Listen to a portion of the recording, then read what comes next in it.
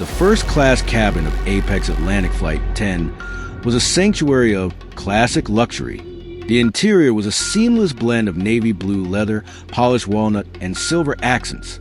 Above the center aisle, massive crystal chandeliers, a signature of the airline's Grand Estate class, cast a warm, golden glow across the passengers.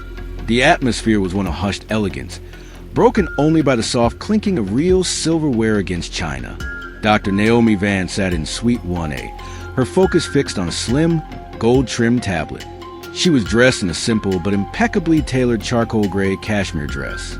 Naomi was a newly appointed CEO of Apex Atlantic, and she was traveling incognito to conduct a live quality audit. She wanted to see how her staff treated the people they thought had no power. Across the aisle sat a regular first-class flyer, Harrison Vane, a man who believed his frequent flyer miles were a substitute for a personality. He was demanding a specific vintage of brandy that wasn't on the current menu. Attending to the cabin was Chloe, a lead flight attendant who had been with the company for a decade. Chloe was a gatekeeper of status. She was excessively polite to men in suits, but treated everyone else with a sharp, jagged coldness. We want to take a quick moment to thank you for your support, love, and kindness. We wouldn't have come this far without you. Subscribing is one of the best ways you can help us. It's quick, free, and allows us to continue to bring you great content. Your support means everything. Let's keep this channel growing collectively. Where are you watching from? Drop your city and country in the comments below. Thank you very much. Now, let's get back to the story. Excuse me, Naomi said softly as Chloe passed by for the third time. I noticed the emergency exit lighting in the galley seems to be flickering. Could you have the cockpit log a maintenance check? Chloe stopped. Her smile didn't just fade. It turned into a sneer of pure, unadulterated arrogance. She didn't see a CEO. She saw a black woman who was interrupting her service to a real passenger. The technical operations of this aircraft are none of your concern, dear, Chloe said, her voice dripping with a fake, mocking sweetness. Maybe if you spent less time looking for problems and more time enjoying a seat you probably couldn't afford yesterday, we'd all have a better flight. The social jury, the billionaires and diplomats in the other suites, slowly looked up from their tablets. The silence in the cabin became heavy, expectant. In the background, a young steward continued to fold napkins, and a tech entrepreneur in 3B sat quietly. His smartphone held a perfect, steady angle, capturing the interaction. I'm not looking for problems, Chloe, Naomi replied, her quiet authority vibrating in the air. I'm looking for safety, and your tone is a significant service breach.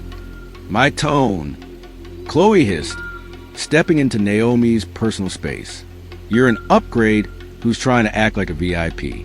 You're lucky I don't have you moved to the back of the plane for harassing the crew. I am not an upgrade, Naomi said, standing up slowly. She was taller than Chloe, her presence filling the cabin. And I suggest you take a step back and remember your training.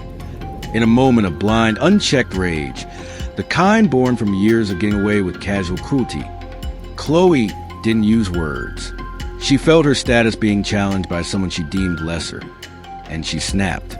With a sharp, sudden motion, Chloe raised her hand and delivered a stinging slap across Naomi's face. The sound of the strike echoed off the walnut panels. The cabin went dead silent. Even the massive chandelier seemed to dim in the sudden, horrific tension. Chloe's hand stayed in the air for a second too long, her face twisted in a look of shocked triumph that rapidly began to melt into terror. Two white air marshals in obsidian suits stepped out from the forward galley. They had seen the entire thing. Is there a problem here, Chloe? The lead marshal asked, his voice a low, dangerous rumble as he looked at the red mark appearing on Naomi's cheek.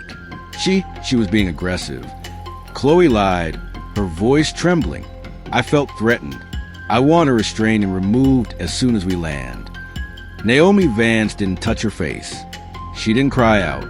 She simply reached into the small, hidden pocket of her cashmere dress and pulled out a heavy, platinum credential card embossed with the Apex Atlantic seal. Marshals, Naomi said, her voice as cold and clear as the ice in a first-class glass. I am Dr. Naomi Vance. I am the CEO of this airline. Chloe's knees literally buckled. She had to grab the edge of Harrison Vane's suite. to keep from falling. CO? No, I didn't. You didn't think I was anyone who mattered, Naomi finished for her. She turned to the lead marshal. Officer, please take Chloe's company credentials and her passport. She is officially relieved of all duties, effective the moment her hand made contact with my face. Wait, Chloe shrieked. The social jury, now watching her with a mix of disgust and fascination. I've been here for 10 years. It was an accident. I was stressed. An accident is spilling a drink, Chloe, Naomi replied. Assaulting a passenger, let alone the woman who owns the aircraft, is a criminal termination. Naomi picked up the cabin satellite phone, which connected directly to the Global Flight Operations Center. This is CO1, Naomi said into the receiver. I am declaring a total crew breach on Flight 10. We are 10 minutes from our midpoint. Divert the aircraft to the nearest Apex hub, Gatwick. I want a replacement crew on the tarmac, and I want the legal department to meet us with termination papers and an assault filing. Diverting? Harrison Vane shouted from his seat. I have a $200 million closing in Paris. You can't divert a whole plane for a slap. Naomi turned her gaze to Harrison. Mr. Vane, the safety and dignity of my passengers, including myself, is worth more than your $200 million. And considering you were cheering Chloe on 10 seconds ago, your diamond status is also under review. The natural realism of the fallout was absolute. The plane began a steep, controlled descent. The captain's voice came over the intercom, sounding like he'd just seen a ghost. Ladies and gentlemen, we are diverting for an emergency crew replacement on orders from corporate. We will be on the ground in 15 minutes. Naomi turned back to the two white air marshals. Gentlemen, Naomi said, please escort the former lead attendant to the crew rest area. She is to remain under guard until she is handed over to the authorities on the ground. She is no longer a member of this airline. The marshals didn't hesitate. They took Chloe by the arms. She didn't fight. She looked like a woman whose entire world had just vanished into thin air. As she was led toward the back of the plane, the young man in 3B lowered his phone, his thumb tapping the upload button. Don't worry, Dr. Vance, he said quietly.